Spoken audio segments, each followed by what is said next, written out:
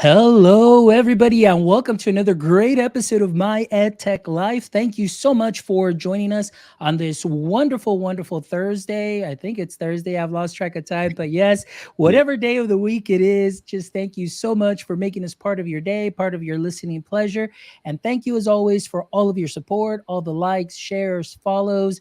Guys, thank you so much for really blowing up this podcast, and we really appreciate all the connections that we've been able to make. And I am definitely thankful for the added value that we can bring to you with these amazing conversations in the edtech space, in the creator space. And I'm really excited about today's chat because, again, you may see William here and you may say, hey, that's a familiar face. I think I've seen him on the show before. Well, it is because you have seen him on the show before. Probably about close to 6 months ago, William was a guest. As soon as we know that ChatGPT kind of blew up and everybody was worried, what's going on, what's going to happen. And William was here as he started providing some consulting services to school districts around his area, and he shared a great story about what is happening at that time. But now William has definitely been busy in this education space, AI space, and I know that it's been 6 months, but a lot has happened since. So, William, thank you so much for being back on the show. How are you this evening? I'm absolutely fantastic. How are you, Fonz? I'm doing great, William. And again, it's a pleasure to have you back here, and also a pleasure to see all the work that you have been doing since you were last here on the show about 6 months ago, and how busy you've been, and being out there on in the classrooms, meeting with teachers, being there in the front lines as you have seen AI take off. So I'm really excited to dive into this conversation to see and hear more about what you have been experiencing. But before we do that, William, if this is the first time that we have some new audience members that are catching the show or maybe not familiar with the previous episode, can you please give us a little brief introduction and then your context in the education space? Yes, absolutely. Yeah, this past 6 months have been absolutely crazy. I'll never forget them, that's for sure. But my name is William Grube. I'm a master's student in computer science at North Dakota State University. All my intern work was done at a service co-op that services schools with cybersecurity. So from there, I got to be hands-on with schools with technology, but really got to understand that teachers put on a lot of different hats throughout the day. They don't always have the time to understand these new tools that are coming out with something as prevalent as artificial intelligence and how powerful it is. I understood that they did need to know about it. So that's where I decided to step in and kind of bridge the gap between computer science and technology and education. And I started presenting at schools. I presented at 30 plus schools. It started in my area, spread out throughout the nation. I believe you have 35 plus now. Presentations that involved a presentation at the Innovative School Summit in Vegas this past weekend. And from those presentations and getting feedback from teachers, I developed an AI in education training program, which has been adapted by numerous schools. And it seems like every week we sign on, 3-4 more schools. So that is how everything has been going for the past 5 months. Well, it sounds like you haven't really been doing much, I might say. No, I am just kidding. But look, I'm really excited. Most importantly, like we were talking in the pre-chat, I got you on the show when you were just starting, and because it was exciting times. I mean, everybody was just starting to dive in.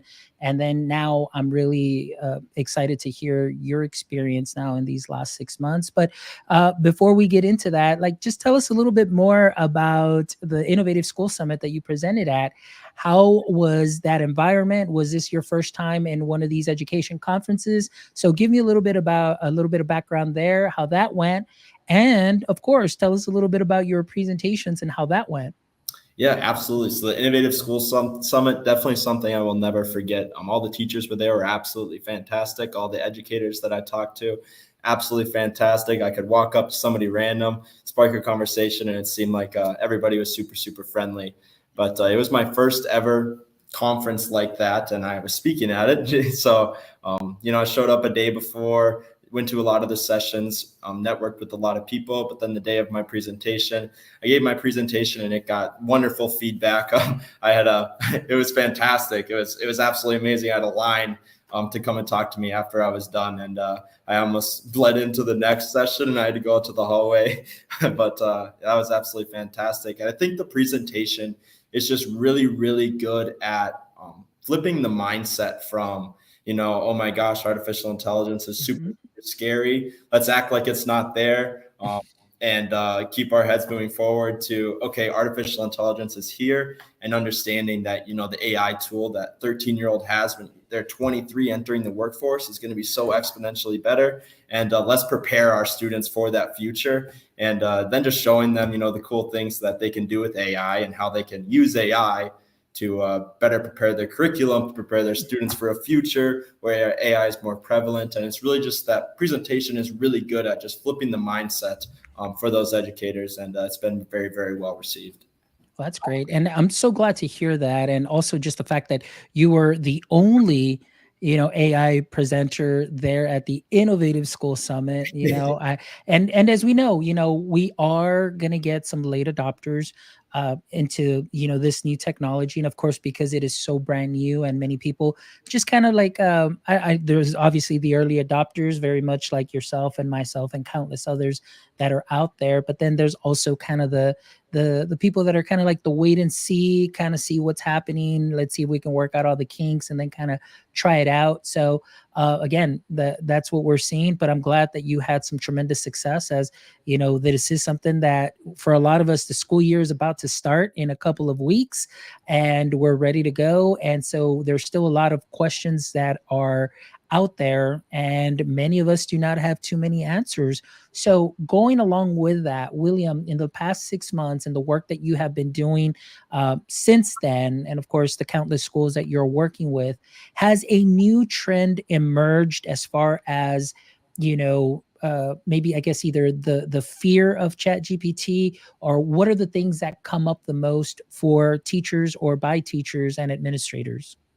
Yeah, so right away when I was giving the presentations, I think most teachers didn't really know about ChatGPT. I mean, I started giving them a month after ChatGPT came out, pretty much. So right when I was giving them, most teachers hadn't heard about ChatGPT. But then as time has gone on, the first question I asked before I even start the presentation is, hey, how many of you guys have used these tools, have used ChatGPT? And as time goes on, I see more and more hands raising. And as time goes on, I really see people understanding more that, artificial intelligence is here to stay. And the mindset has been shifting more to, okay, given that it exists, how can we act now instead of necessarily being scared of it? I think as teachers see more and more lesson plan generators come out and all these sort of things, they realize how helpful these tools can be. And I think that's been a great shift I've seen in the past 6 months with the educators. Is it's been less negative feedback and more positive. This can really help us out. Excellent. No, and you know what? I agree with you on that. As far as everybody that I have been able to meet and speak to in real life, and then of course, people that have come on the show, it just seems that for a lot of teachers, there is a little bit more peace in the fact that, oh yeah, it's the robots aren't here yet to take our jobs and to do everything that we do. Now what they're seeing is that this is simply a tool. And I kind of really just like the fact that you can think that it is your personal assistant that can help you. And one of the things that I love the most about this too is like you mentioned, the teachers coming to the realization that their years of lesson plans or their years of lessons that they've had can easily be reworked and revamped and be tweaked in such a way that it fits all of your classroom learning styles and of course reading levels and so on. So that is so much potential because of the fact that as a teacher I can adapt immediately on the go if I have a document and pop it in and just say, hey, I need to change the reading level on this to make it appropriate or age appropriate for some of my students. You can totally do that. And I think a lot of teachers I think that's what excites them the most, that they're seeing it as a personal assistant as opposed to somebody that's here and just going to go ahead and just take my job and I won't have anything to do. But that's what I've loved, dealing with the burnout, giving the teachers back more time. So you're absolutely right. There's definitely a lot of platforms out there that have come out that are teacher centered because they've got that teacher mind at heart of let's ease some of those work or some of that trouble. But of course that helps with the student lesson delivery as well, as teachers can really focus on those and focus and target those needs that they have. So I absolutely agree with you on that. Yeah, absolutely. I was talking to my sister the other day. She's a third grade teacher, and I was just bouncing ideas off her because one of the pushbacks I have got from my training is elementary teachers saying that it doesn't necessarily relate to them as much just because their students are directly using ChatGPT. But what I usually tell them is, AI has a promise to affect your students' future. So let's focus on this. But I was just bouncing ideas off of her, and the lesson plan generators got brought up, and I have one on my website, but there's another one I saw on another website called Auto Classmate that connects with state standards. And I just had her try both of them out. And she loved the whole connecting to state standards aspect of a lesson plan generator. So now there's even AI tools that can connect everything back to your state standards, which is super helpful. So no, absolutely, I agree with you 100%. And Tanya, thank you so much for joining. Tanya, who's joining us from Pigeon Forge, Tennessee. Thank you so much. Big shout out to Tanya. But going back to, of course, the lesson planning and so on, I've had Eduade. They've been a guest here. Eduade is like a fantastic tool that is more than just a lesson plan generator, but they've got an email. How you can write an email. You can have your rubric in there and just go ahead and check your students' writing. You can do so much. So it's like a Swiss Army knife there approach to a lot of those little tasks that take up so much time.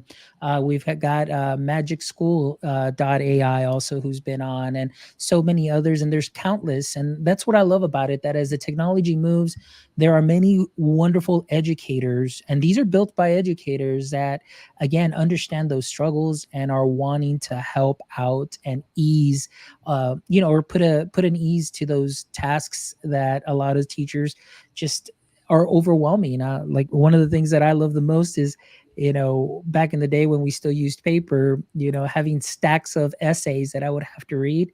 Those stacks were very ominous. And then, of course, we started using Chromebooks, and then I call them my digital stacks. Yeah, it was a little bit better because now I can sit down on my couch and I can grade from anywhere, even from my phone. But it was still a digital stack that I had to do.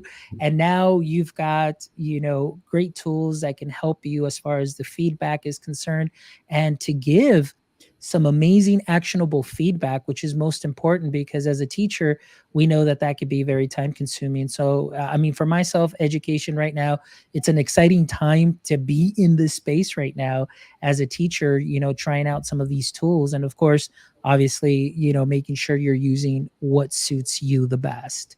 absolutely. So, William, as going back, I know you were talking about that experience, going bouncing off ideas with your sister and so on. Now that you were working with teachers, but how about administrators? I want to know, have you had some of these, conversations with administrators or superintendents? And I'm curious to know what their thoughts are on what we're seeing now in education with AI. Absolutely. Yeah. So with administrators, when I'm setting up these trainings for these schools, the meetings are all with the superintendents or the principals, whoever is in charge of that at that district. But I've noticed that they really want their teachers to be not afraid of it, I would say. They want, I'd say in the meetings, they're always like, you're going to teach them how to not be afraid of it and how to use it, right? Like, yes, that's what I'm going to do. So that's their reaction. And as far as I've gotten lots of questions about policy and things like that, are we going to need to include this? I just, usually tell them, yeah, you are. Yeah, their reaction to it is I haven't really seen any necessarily scared administrators. It's more, can you please calm the nerves of my teachers? Well, that's good. That's good. I'm glad that you are having those conversations. And as you know, like you said, it's new technology. It's just that comfort level, and of course also just that skepticism. Like, is this for real, and is this going to be something that is useful and that can add value? And that's one of the things that here on Maya Tech Life is that we always want to make sure that we share what is good, what is out there, but also have those conversations on what are still some of those pain points that we may still be seeing. And for yourself, obviously for me, I always stand on the side as far as the privacy concerns, the data concerns, and so on. What is it that you're hearing out there in the spaces that you have been at and the schools that you've been at? Yeah, it's a lot of questions about from teachers, especially is understanding that whatever you put into something like ChatGPT, it's stored somewhere, and it's them realizing that, and just the question of student data privacy. I always make sure that in the training session, I'm telling them, you need to make sure students are not putting any personal information into ChatGPT. Just like all the data privacy laws we follow right now, mapped onto artificial intelligence bots, artificial intelligence. And yeah, that's the main concern I've seen in the data realm, and just data privacy and that sort of thing. I've read some really good stuff from just the Department of Education. I know if you just look that up, Department of Education, artificial intelligence in education, they have good data there as well. Yeah. And then for me, like I said, that's really one of the main concerns. And, it's very interesting, like you mentioned, as far as Chat GPT and a lot of these AI tools, AI, they're just really the large language models that are pretty much word predictors, as you're constructing a sentence, kind of like your text when you're about to write a sentence, and then it's predicting what it is or what would fit best next. I think one of the things too there for a lot of companies was we don't want to input anything or create anything because all of a sudden what you're putting in there could be maybe something that's NDA or top secret for that company. All of a sudden, ChatGPT opens that up, somebody puts in an awesome prompt, and all of a sudden, bam, it just spits out this amazing plan, and there you go. So you've just ended up losing, something that was maybe private or just proprietary for a company. And so I think it's very important that we understand those things too, as well, as far as your personal information. You don't want to put in your names, you don't want to put in addresses, you don't want to put in any of those things, because at the same time somebody can easily write a prompt, and then all of a sudden it'll generate something either with your idea or maybe with some kind of identifier. And that's something that we definitely need to always keep in mind. And of course we know that when we first started, or when we 6 months ago when we did the show, I mean, we knew that the age restriction on it was 18, and then we saw that they dropped it down to 13. Are there any concerns with that, as far as maybe, I know in the conversations that you've had, 13 years old, do you see still a lot of schools that are very just cautious about that? Or do you, or have you run into any schools that may be like, hey, you know what? We're good. We're going to go ahead and open this baby up, and we're going to see what we can do for anybody 13 and up. What is it that you've seen out there and through your experience, if Yeah. anything?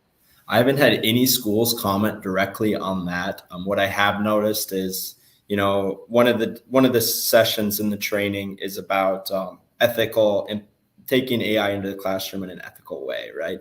And I'd say I haven't had really anybody wanting to just bring it onto their classroom. We talk about the slow, easy, gradual. First off, just having the teacher on the board with the AI bot and with ChatGPT, and it's just got to be slow and gradual, making sure all the ethics are coming with it. And like, I don't think, I mean, in my opinion, I don't think right now it's just free reign. Everybody just hop on ChatGPT in the classroom. It's definitely must be. It has to be a slow and ethical, drip into the classroom. Um, but I haven't seen no school has asked me about any questions directly related to that. I think everybody's pretty much on the same page there. There you go. That's good. And Tanya, I want to just read her comment. Thank you so much, Tanya, for commenting. It says, she says, I believe AI will be an incredible tool for us educators to use this coming year. It will make planning for lessons and creating hands on projects a lot easier and more engaging for my students. And that right there is one thing that I absolutely stand by. We were having a conversation in episode, I think it was 210 with EduAid, and we're talking about how these platforms can allow you now to go in a little deeper than just that iceberg kind of that we describe, where sometimes you just see the tip of the iceberg, which is many times the only thing that is able to get delivered in class, obviously because there's varying levels, of students in the classroom. But now with a tool like, ChatGPT or many of the other platforms out there, now you can go in a little bit deeper and create a better learning experience for all and go as deep as you need for the various learning levels that you may have within your classroom. So I absolutely agree that this could be something that can help teachers in a tremendous way, but also the students to be able to have something that meets their needs, number one. And if they need additional supports, they get those additional supports, but also not costing the teachers a lot of time. So that's why I'm with Tanya. Thank you so much for sharing that comment. I really appreciate it. So, William, tell me a little bit more. Just okay, as far as what your plans are, what it is that you're doing right now. Currently, we've seen the growth. We've seen Groovy Education kind of grow and take off. So, what is it that you have planned next? Yeah, so right now I'm really focused on just making the training as best as it can be. I'm not really worried about anything else besides just really working on it because, the more I work on it, more um, it gets better and better and better. And then more schools hear about it and I can help out more people. Um, that's really the main thing right now, especially just the season I'm in, coming into August when all the schools are doing professional development right before school. The season I'm in right now is really just cranking down on the training, getting rid of any of the little spots where teachers might have a hiccup, smoothing it out, making sure everything goes smooth. Come August, especially the third, fourth week of August, every day I'm with the school district for at least a couple hours, and I'm really looking forward to that. We're looking forward to interacting with all those educators, helping out. And then as we continue, I have noticed a lot of schools, wanting to wait. And I will still be there for them when they get to there. So I think this is definitely the plan I'm going to be on for the next year or two, is really getting this training down and really getting feedback from teachers on where they are with it. And then from there, I can assess, okay, where can I help next? What can I do to, best serve the districts when it comes to artificial intelligence and education? That's wonderful. And I'm glad to hear about all that growth. And so I want to ask you, like, for those schools that, 5 months ago that you started working with, are you still currently working with some of those schools? And obviously I know that you've partnered up with more, but are you still currently working with some of those schools that you started working with? Yes. So right away, the 30 presentations, 30 plus at different school districts, I'd say lots of them are coming back to it now. Been in contacts with a lot of them for sure. Like in August or in the fall, I should say, in the fall semester, there's 20 schools so far for sure down. And, I get like almost an extra one or two people coming to me each day. So I just scheduling conflicts and things like that, wanting to make sure everybody gets their slot. But repeat the question one more time. Yeah, just some of the schools that you already started that you had worked with in the beginning, if you're currently still working with them now. And the only reason I ask that is just because I want to see your perspective, Yeah. if you've seen any growth or, kind of just any kind of stats on that or any analytics, like, the schools that you work with, how are they handling, what they're seeing now, or, are they still kind of in the same, has there been growth, no growth, so I'm just kind of curious about that. Yes, with the schools I've already helped, it's actually been really crazy. It's been absolutely fantastic. Teachers feel free to email me all the time with questions that I've helped in the past on the training with. They just shoot me. I tell them, like, don't hesitate, shoot me an email, whatever questions you have. Lots of them just even ask me to construct prompts for them and things like that, because I have that educator prompt library on my website, and it works fantastic in ChatGPT. So I get a lot of, can you make this prompt for me? And things like that. The teachers have been absolutely fantastic in just reaching out to me after the fact. Superintendents. I mean, today, the very first school I gave a presentation at got an email from their superintendent today to get their training scheduled for the fall. So it's just been absolutely fantastic. It's been very, very well received from these school districts, and I'm excited by just continuing to help them. Absolutely. And I am so excited for you. Like I said, having you on close to 6 months ago when this was just barely opening up, and then just to see where you're at now and the service that you're doing for those schools is something that's wonderful. And, I applaud you for what it is that you're doing, and getting out there and helping educators, because we definitely need a lot more help in this realm. And we know that there are countless people that are out there that are sharing their expertise and trying to do the best. But considering, the population, and of course the number of schools and the number of teachers, we definitely need way more, help out there, so we can get that to our teachers. But one thing that I did want to share is, if you don't mind, I'm going to go ahead and share your webpage Yeah. here, because I think that this is phenomenal that you would have, this library here for teachers that they can go and visit. So let me pop this in here. There you go. So if I just go to the main website here, Groovy Education. All right. So here we go. But this is what you were talking about, which was the prompt library. So any educators that are out there right now, or anybody listening, whether you're in education or not, and you're just curious, you can go ahead and go to groovyeducation.com, and it's groovy, not groovy like the last name, but it's Groovy Education. All of that will be in the show notes. But I think that this is something that is great. And I mean, you show here how to use the documents, even how to request a prompt, and how to open ChatGPT. But you've got prompts here that can definitely help teachers, Socratic questioning. You've got creating guided questions. You've got all of these documents here. And I must ask, William, are these resources that you have here free? Absolutely free. There's a library of AI tools as well.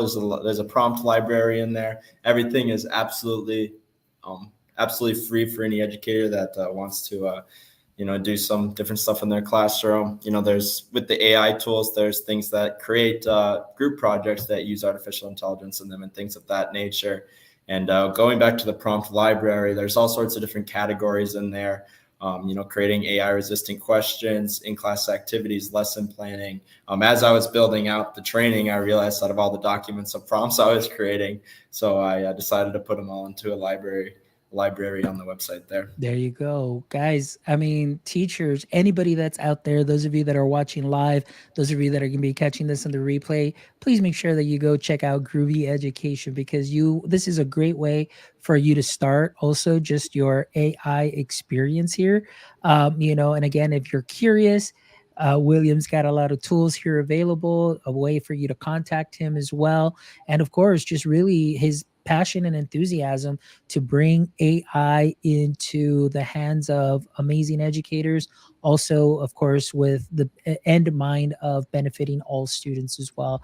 So that is wonderful. So, William, I mean, it's just amazing what you've been able to do, what you continue to do. And I'm just excited to see what the next 6 months will do. And maybe we'll schedule a third appearance in 6 months just to see how busy you're going to be. Because I know from the start of school, probably till December, you're definitely going to be very busy, my friend. Yes. That's for sure. Yeah, it's going to be fantastic. Yes. No, absolutely. I love that. So William, okay, so before we kind of just start wrapping up and everything, I know that this was kind of like just a second show as far as, following up and what it is that you're doing. I want to ask you your personal, I guess, take or your personal opinion on what it is that we're seeing right now in education, and in your own personal view, through your experience. Obviously you're a lot younger than I am. You definitely more experienced in tech, I guess I would say, at a younger age. What is it that you envision, or where this might be going? And why should teachers really prepare for this now? Yes. So basically, why I started this in the first place is student critical thinking ability is diminishing at a high rate. And with something like ChatGPT coming out, it only makes it go way faster. Students aren't having the ability to critically think. Why? Because they're on TikTok all day watching their 15-second videos. Boom, boom, boom. There's no attention span. They're going to class trying to listen for an hour. And they're used to their 15-second videos on TikTok, and they are maybe paying attention for 5 minutes of it. And then they're going home and having to do their assignments, and they have a tool like ChatGPT. And kids being kids often use tools like ChatGPT to help them complete their assignments.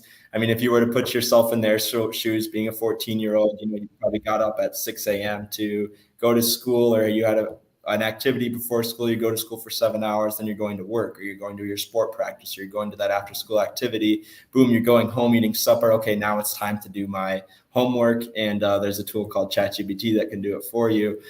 They might use that tool called ChatGPT to do it for them, but that really diminishes their critical thinking skills. And there's no thinking that's going on before the pen hits the paper, which is just diminishing their critical thinking skills. And there's extreme ethical impacts behind that. Their ability to create their own thoughts, ideas, and opinions when they're older is huge. And the fact that if they do develop that critical thinking skill and they have a mastery of a topic and they're able to use AI tools to their advantage, they're going to be pretty invaluable in the workforce. So by me going to schools and helping educators, it's really set up to set the students up for success. Yes, it's helping educators in a big way. It's getting them hands-on with the AI technology and helping them out, adapting to the new times. But at the same time, it's helping their students out a ton. The training is formatted as the first day is kind of that big mental shift from let's shove this thing away to, okay, this is here and it's here to stay. And it has a promise to have a massive effect on our students' future. So let's figure out, let's take a step back and look at how we're developing our curriculum or giving our curriculum to our students right now. And let's account for AI's existence. And then the second session goes into, okay, how can we actually adapt our assignments, and actually doing that, actually taking assignments and adapting them to take into account for AI's existence. And then the session 3 and that's just a big help in the critical thinking skills. And then session 3 going into, what are the ethics behind AI? How do we ethically integrate this into the classroom? But more importantly, how can we have students learn by doing? I ask them, think of a time where you learned the most in your career. And everybody goes to school for 4 years, maybe even more, but you learn more on those first 2 years on the job than you learned in the whole 4 years at college. So, bringing that to the education world, we learn most while we're actually doing the thing. So that's the big in the session 3. And then in the last session, it's more about, okay, professionals in the field are using this to their advantage already. I bring up a story about one of my high school best friends just graduated college with his construction management degree, got his first job as a project manager at a pretty big construction company in Fargo, North Dakota. And his boss came up to him and asked him how he was spending so much time in the field with the guys and not as much time in the office, doing those management things, writing emails, doing the schedules, all the blueprints and things like that. So my friend pulls up ChatGPT and he said, look at this. It writes my emails for me. It does all this scheduling for me. Like, I use it for efficiency. And now he's only has to spend, the first 2 hours in the office during the day, while the other guys are spending the whole first half of the day in the office. So his boss came and asked him how he was doing that, because he was still doing a really good job. And just showing that, he's really good at influencing people, managing people, encouragement, things that a manager, construction management guy should have. And then he's also using those AI skills to just make him better at his job, so he can be more human centric with his employees. And then, so that's basically really the same thing, mapped onto the education realm. Okay, how can you use this in the same way in education, taking less time away from lesson planning and grading and suggestions for feedback, and more human-centric education with the students. So I really hope that education goes in that way in the future, and I am definitely here to help make that happen, because the students, it'll pay off for the students in the future. Absolutely. No, everything that you said, was just great. Last night I had an amazing conversation with a founder of Enlight app, and his app is more like you said, that human connection. And, we know that there's a lot of trainings. His is based on SEL. There's a lot of trainings that get rolled out and so on to a lot of districts, but they're still very teacher centered, where it's the teacher that's leading. And it's kind of like passive learning, where you try and engage students by, how are you doing today? How are you feeling? How are you doing? But it's all of that. But here, again, he did where the teacher can know the students by building profiles. The students answer 4 questions at the beginning of the week, gives the teachers feedback, shows some trends, what's happening, what's not, what are likes and dislikes. And then the teacher can really to adapt and really take those approaches, like you said, that human centric approach, where you're making that connection. So I love like what you shared right now. Obviously, this is the goal of really helping our teachers with those tasks that take up time, so that they can really dive in and engineer those learning experiences, and really just create an environment where all students are engaged, and tools that they can easily adapt any lesson to meet the needs of their students. So man, I commend you for what you're doing. Keep doing what you're doing, and I know that those teachers will benefit. And for all our audience members as well, again, if you're interested in getting in touch with William, all his information will be on the show notes, but you can check out Groovy Education if you want to check out some of those free free tools, free prompts, and just some of the information that he has there on his website. Please feel free, join up, just get clicky with it, like I always tell people, and just dive in, get clicky with it and see what you can do. William, thank you so much. I really appreciate your time. Thank you so much, as always. Again, like I said, and I've said it several times, I appreciate your effort and the work that you're doing. Keep up the great work, and we'll see what happens within the next 6 months. And we'll definitely be glad to have you back and just tell us a little bit more as we follow up. As you'll definitely be out there in the schools, speaking to teachers, speaking to administrators, and it'd be great to hear what it is that they're talking about and what feedback it is that they're giving back. So that's definitely great. So Yes. thank you, man. I really appreciate it. And before we go, obviously, we always end the show with the last segment, the last 3 questions. And this segment is sponsored by Content Clips. Make sure you check out Content Clips. If you are a creator or video podcaster like myself, you know that creating content can take hours and hours and hours. So please make sure you check out contentclips.com, and you can get in contact with Dylan Schmidt, and he can make all your content for you, where you don't even have to worry about any softwares or knowing how to edit or anything. So make sure you check out Content Clips. All right, guys. So here is the last segment of the show. And William, I hope you remember, the last segment doesn't change much at all whatsoever. So it's just 3 questions that we have here.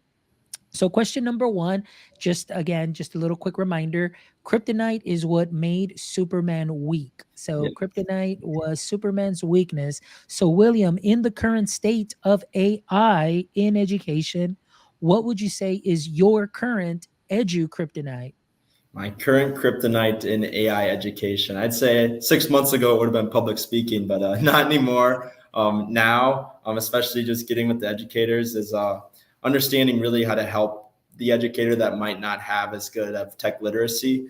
That's really the next season I'll be in, especially with the schools, is really working on helping teachers that have lower tech literacy, figure out ChatGPT, figure out how it's affecting education. So I'd say the current kryptonite is definitely tech literacy. Excellent, excellent. And before we go on to the next question, big shout out to Teachers on Fire, Tim Cavey. Thank you so much. Great to see you back on the socials, Tim. Glad you had a nice little break, but it's good to see you back. So welcome, and thank you so much for being part of the show today. All right, question number 2, William. Again, now, if you can have a billboard with anything on it, all right. And I know 6 months ago you gave me a billboard, but we know that a lot has changed in 6 months. So Yeah. if you can go ahead and redo your billboard after 6 months, what would you put on your billboard and why? I would put critical thinking rocks, just because we really have to make sure these students can develop their own thoughts, ideas, and opinions in the future.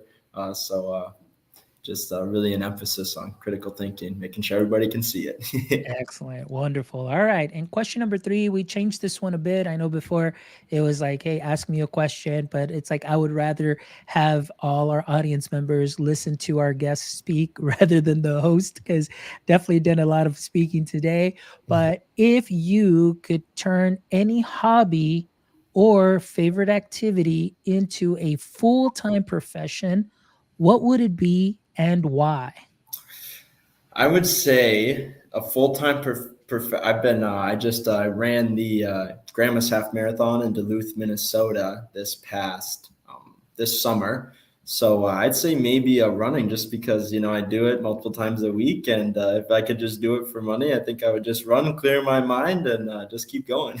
There you go. That's good. Staying healthy, Oh being yeah. outdoors, getting that oxygen in the lungs, and of course, getting paid for it. Why not? Yes. Well, William, again, thank you so much. I really appreciate you being here. I know that this was kind of like not really a last minute thing, but sort of, but it doesn't matter because, here at Maya Tech Life, we're definitely flexible. And anytime that we find an opportunity to have a great conversation, we definitely make it happen. And I'm glad that we were able to make this conversation happen because I love to hear what you're doing. I love to hear your successes, and I love to hear about your growth. And, and maybe in 6 months again, like I said, we can revisit again and see where you're at and where the current state of education is with AI. So, again, as a guest, you always have an open invite, and you just reach out to me and we can definitely make it happen. So, thank you so much for being here this evening. Yes, I appreciate you so much, Fonz. You offer so much value, and just simply following you on Twitter has offered me extreme amounts of value. And you just having me on the podcast twice now, I can't appreciate you anymore. So thank you so much. Oh man, you're absolutely welcome, man. You just keep doing what you're doing, and I'm just excited. All right, guys, thank you so much for all our audience members that joined us tonight. I know I saw Tim Cavey in the chat. I know I saw Tanya, but for all of you that are going to be catching this on the replay or listening to it later on your favorite podcast player, again, from the bottom of my heart, thank you so much for all of your continued support. Thank you. I'm thankful that you do find value in our content and in our conversations. So please make sure you visit our website at myedtech.life, myedtech.life, where you can check out this amazing episode and the other 210 amazing episodes with educators and creators that you can take some knowledge nuggets from and sprinkle them onto what you are already doing great. And of course, you would love to contribute to our mission of connecting educators and creators one show at a time, please stop by our merch store that you can find there on our website. You can purchase a cap, you can purchase a shirt.